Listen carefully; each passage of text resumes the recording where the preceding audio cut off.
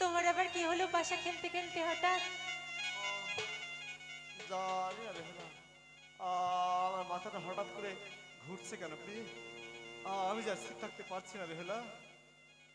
ও, এবার আমি বুঝতে পেরেছি তুমি পাশা খেলতে খেলতে বড্ড ক্লান্ত হয়ে পড়েছো।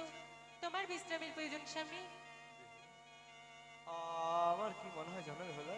কি মনে হয়? বেহুলা, আমার ক্ষুধা নহলে জঠর জলে পিয়ে খেতে যাওয়া মারে গো রে, উঠিয়া রন্ধনা রান্ধতি ও বালি রে। তোমার খিদে পেয়েছে? হ্যাঁ বেহুলা, হ্যাঁ। কিন্তু তা কি করে হয়? আমি না কিছুক্ষণ আগে আমার পিতার গৃহ থেকে তোমাকে পঞ্চব্যঞ্জনে ভোজন করিয়ে আনলাম। পঞ্চব্যঞ্জনে? হ্যাঁ স্বামী। আমি জানি না বেহুলা, আমি যে খিদের জ্বালায় সহ্য করতে পারছি না বেহুলা।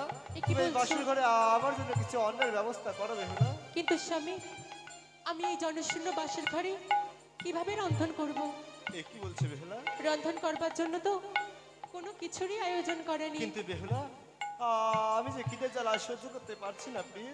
বেশ স্বামী, তুমি এই পালঙ্কে শুয়ে কিছুক্ষণ বিশ্রাম করো। বেহুলা, আমি চেষ্টা করে দেখছি আমি কিছু করতে পারি কিনা। শোনো বেহুলা, চেষ্টা নয় প্রিয়, তোমরা যতই কষ্ট হোক না কেন তুমি আমার জন্য কিছু অন্যের ব্যবস্থা করো বেহুলা। বেশ স্বামী। আমি যদি ক্লান্তির আবেশে ঘুমিয়ে পড়ি, তুমি আমায় ডেকে সেবা দিও বেহুলা। বেশ, তাই হবে। বেশ বেহুলা। অন্ন খেতে চাই প্রাণনাথ, লোহার বাসন ঘরে।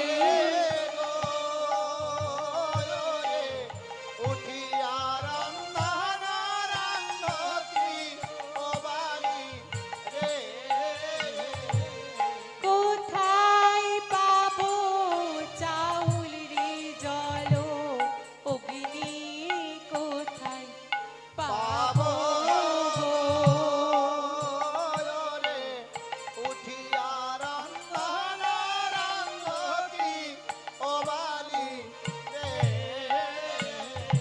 না না, আমার স্বামী যে আমার কাছে অন্ন খেতে চেয়েছে, কিন্তু অন্ন রন্ধন করবার জন্য যে চাউলের প্রয়োজন, জলের প্রয়োজন, আর প্রয়োজন অগ্নি, আমি এই বাসর ঘরে কোথায় তা পাই? ওই তো, ওই তো আমি দেখতে পেয়েছি আমার শাশুড়ি মা ওই চালনে কিছু ধান রেখে দিয়েছি। আমি ওই ধান আমার এই আঙুলে বিনিয়ে চাউল বার করব, তারপরেই আমি রন্ধন করব। বাসর ঘরের চালনিতে ধন্য দেখা যায় গো।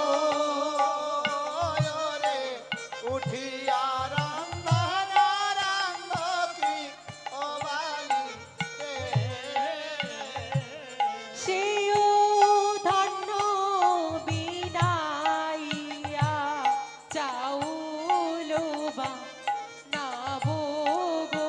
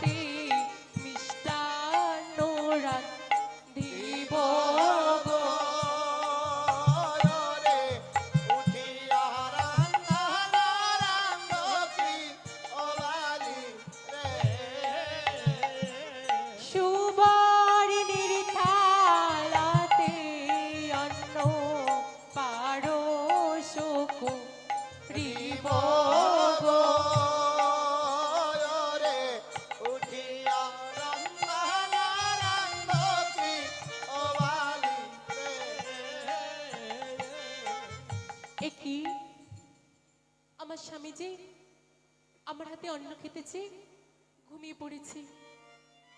না না, আমি তাকে জাগাবো না।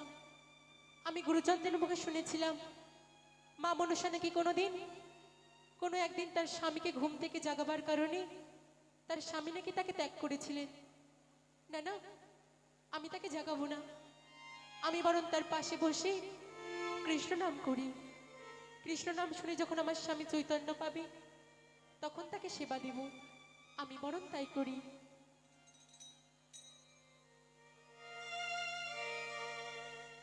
ওরে গাকুল প্রাণ নাথ রাধা গোবিন্দ আরে ও ওরে গাও তুলা প্রাণনাথ রাধা গোবিন্দ আরে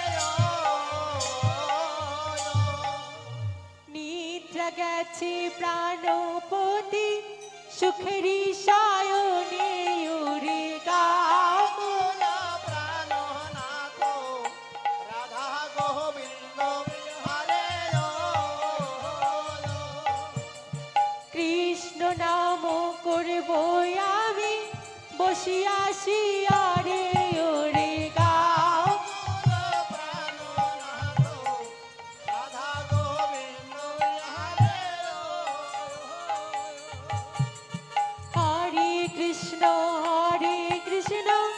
কৃষ্ণ কৃষ্ণ হরে হরে গাও তুলা প্রাণনাথ রাধা গোবিন্দ হরে হরে রাম রাম রাম হরে হরে তুলা প্রাণনাথ রাধা গোবিন্দ হরে একই আমার স্বামী যে কৃষ্ণ নাম শুনেও চৈতন্য পেল না, তাহলে আমি এখন কি করি? ওই তো আমি দেখতে পেয়েছি আমার বাসরে কতগুলো অগরু চন্দন রাখা আছে। আমি সেগুলি বেটে আমার স্বামীর অঙ্গে ছিটিয়ে দেব। আমার স্বামী যখন শীতল স্পর্শ পাবে সে তখন আপনা আপনি জেগে যাবে। যাই, আমি বরং তাই করি।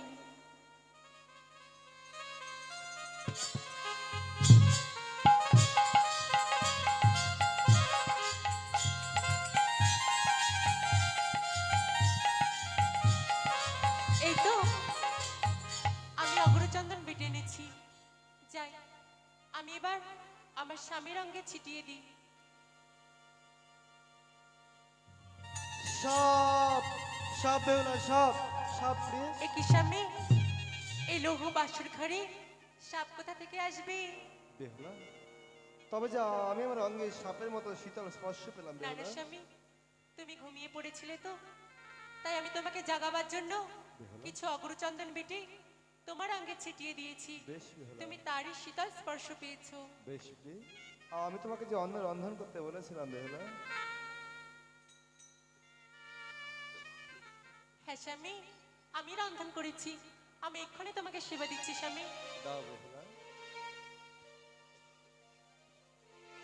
না না, আজ আমার হাতে রন্ধন খেয়ে যদি আমার স্বামীর কোনো অমঙ্গল হয় তাহলে যে শ্বশুরমশাই আমাকেই দোষ দেবেন। দোহাই স্বামী, ধর্মের দোহাই, এ কি ওই অন্ন বলছো? তুমি সেবা নিও না। তুমি আমার সেবার জন্য অন্ন রন্ধন করে ঠিক সেবার সময় কিনা ধর্মের দোহাই দিচ্ছে বেহুলা। বলি স্বামী গো, বলো প্লিজ। আজ আমার হাতে রন্ধনে কি তোমার যদি কোনো অমঙ্গল হয় তাহলে যে পিতা আমাকেই দোষ দেবেন। বেহুলা, হ্যাঁ স্বামী, বেশ বেহুলা, আমি তোমার কথা দিয়েছিলাম পাশা খেলাতে হেরে গেলে আমি তোমার কথা শুনবো।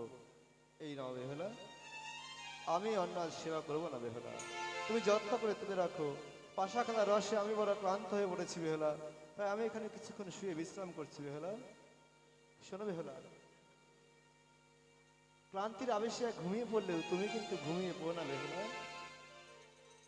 বেশ স্বামী, তুমি আর নিশ্চিন্তে ঘুমিয়ে পড়ো। আজ তোমার কোনো ভয় নেই। আমি তোমার পদতলে বসে বসে তোমার পদসেবা করছি।